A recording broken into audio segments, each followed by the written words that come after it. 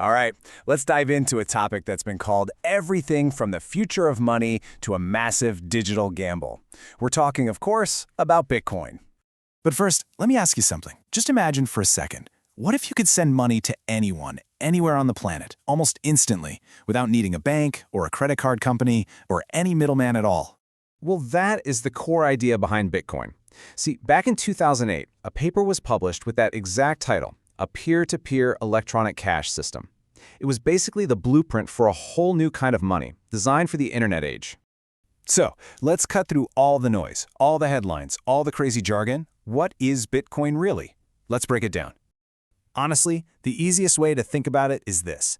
Bitcoin is simply digital cash. But here's the key difference. Instead of living in a bank's private computer system, all the transactions exist on a public ledger. Think of it like a global shared notebook that anyone can look at, but nobody can change. It's money without a boss. And get this, the person who created it, we don't even know who they are. They went by the name Satoshi Nakamoto, but it could have been one person, it could have been a whole group. After launching the software in 2009, they just vanished. A total mystery. Okay, so if there's no bank and no central company checking everything, how on earth does this digital cash system actually work? Well, the magic is really in the technology behind it. It all runs on something called the blockchain. And that's just a fancy word for that shared digital notebook we were talking about. Every time a transaction happens, it gets recorded in a block. That block is then digitally chained to the one before it, creating a long, unbreakable chain of records that's copied across thousands of computers worldwide. It's incredibly hard to cheat. So what does that look like when you actually send some Bitcoin? It's kind of like a three-step dance. First, you hit send from your digital wallet. Then, this massive global network of computers, called miners, all race to solve a super complex math puzzle to confirm your transaction is legit. And third, whoever solves it first gets to add the new block of transactions to the chain, making it permanent. Now, to actually use Bitcoin, your wallet has two crucial keys. You've got your public address, which is like your bank account number. You can share that with anyone, no problem. It's how you receive Bitcoin. But then you have your private key. Think of this as your secret password or your PIN. This is what lets you spend your Bitcoin.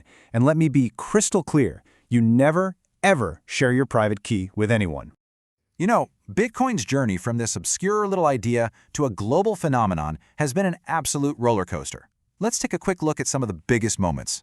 So it all starts with that white paper in 2008. But the first time it was used for a real-world purchase, that was in 2010, when a programmer paid 10,000 Bitcoins for 2 pizzas. At Bitcoin's peak price, those 2 pizzas would have been worth hundreds of millions of dollars. I'm not kidding. Since then, we've seen it explode in value. We've seen an entire country make it legal money. And by 2024, even Wall Street jumped in with Bitcoin ETFs. And just to give you a sense of the sheer scale of this thing, at its peak, the total value of all Bitcoin out there went past $1 trillion.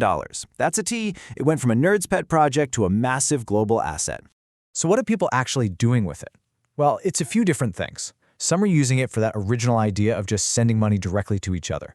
Others use it to send money across borders, which can be way cheaper and faster. A lot of people see it as digital gold, a way to store value because there's a limited supply. And yeah, for sure, a ton of people just treat it as an investment. Now, whenever something gets this big and this hyped, you're going to get a lot of misunderstandings. So let's take a second and bust a couple of the most common myths about Bitcoin. First up is a big one. You hear it all the time, right? That Bitcoin is totally anonymous and perfect for secret dealings. But is that actually the case?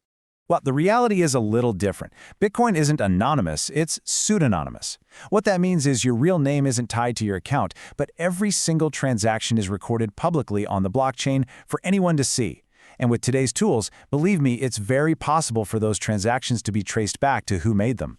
And that leads us right into the next classic myth, that Bitcoin is just for criminals doing shady stuff on the dark web. It's a stereotype we've all probably heard. But the facts just don't back that up. Look, has it been used for illegal things? Of course, just like people use cash for illegal things. But the reality is that millions of people all over the world use Bitcoin perfectly legally every single day for trade, for investing, for payments. I mean, major companies are involved now. So, after more than a decade, the big debate about Bitcoin's future is as intense as it's ever been. Is this thing a revolution in finance, or is it just a risky bet? Let's look at both sides. On the one hand, its fans love that it's decentralized. There's no one in charge. They talk about its potential for global payments and how its limited supply makes it scarce, like gold. But then you look at the other side of the coin. Critics will point to the insane price swings, the fact that governments still don't know what to do with it, and its huge energy use, which at one point was using as much electricity as all of Argentina. And you can see the tension right there. So when you boil it all down, where does that leave us? Bitcoin isn't just one thing. It's a technology, it's an asset, and it's a massive global experiment all wrapped up into one. It's powerful, it's unpredictable, and it's definitely forcing us to rethink what money even is. And that brings us to the final question I want to leave with you. After seeing it go from a couple of pizzas to $1 trillion asset, is Bitcoin the actual future of finance, or is it just a really fascinating, high-stakes digital gamble? Honestly, the story is still being written, and the real answer is probably somewhere in the middle.